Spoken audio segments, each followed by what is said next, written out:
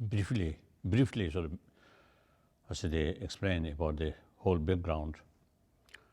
When I was young, I think age 13, 14, not yet take the responsibility about political responsibility.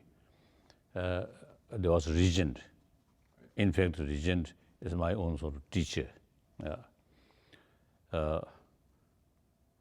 In spite of deep respect as a teacher, but I heard a lot of criticisms about the regent. And then I already noticed, the system itself, there are some sort of drawbacks. Then, age 16, I took I had the sort of responsibility about the political sort of aspect.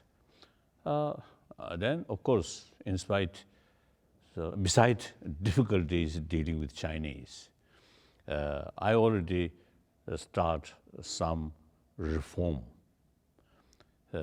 So I set up one reform committee, sort of reform committee, and start some reform, but not very successful because the Chinese side, they want reform according to their own sort of style. So if Tibetan reform carry, then that might become a hindrance about their own sort of introduced reform like that. So then after 54, I went to China. I participated at the People's Congress there. In fact, I'm one of the members of the Tibetan delegation. Then 56, I came to India on one Buddhist celebration. I invited by Indian government, so I went there. Then I also, observe Indian Parliament.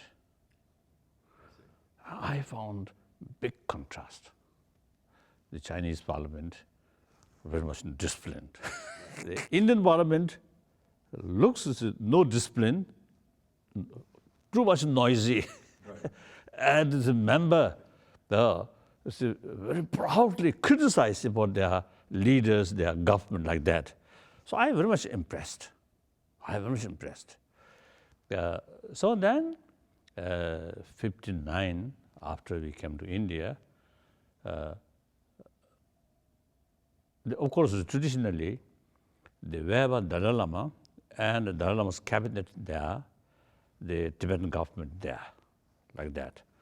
This is not newly established, but simply myself and a few cabinet ministers with me when we escaped from Tibet. But then, 59 April, we reached India. We already, then at once we start sort of some change.